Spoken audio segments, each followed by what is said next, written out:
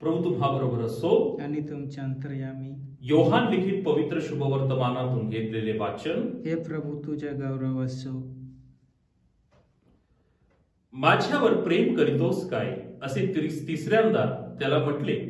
म्हणून पेत्र दुःखी होऊन त्याला म्हणाला, प्रभू आपल्याला सर्व ठाऊक आहे, मी आपणावर प्रेम करीतो हे आपण ओळखले आहे. येशूने त्याला म्हटले, माझी मेंढरेचा मी तुला खचित खचित सांगतो, तू तरुण होतास तेव्हा स्वतः कंबर बांधून तुझ्या इच्छेस येईल तेथे जात होतास, परंतु तू म्हातारा होशील तेव्हा हात लांब करशील आणि दुसरा माणूस तुझी कंबर बांधून तुझ्या इच्छेस येणार नाही तेथे तुला नेईल. तो कोणत्या प्रकारच्या मरणाने देवाचे गौरव करीत हे सुचवण्याकरिता तो हे बोलला.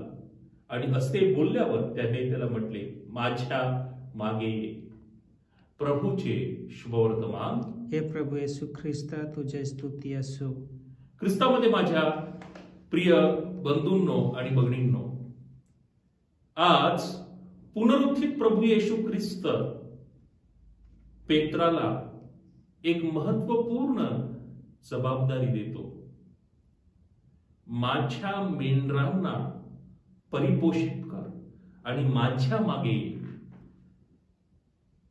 या शब्दांमध्ये आपण पेत्राची जी जबाबदारी आहे त्या जबाबदारीचे महत्व समजू शकतो की पेत्र अखंड ख्रिस्ती समुदायाचा नायक आहे, मेंढपाळ आहे.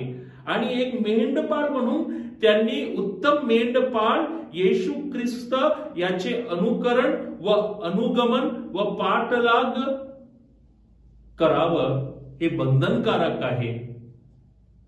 आणि पुढे जाऊन त्यांनी आपलं जीवन सुद्धा प्रभू येशूला समर्पित केला, एक उत्तम मेंढपाळ म्हणून.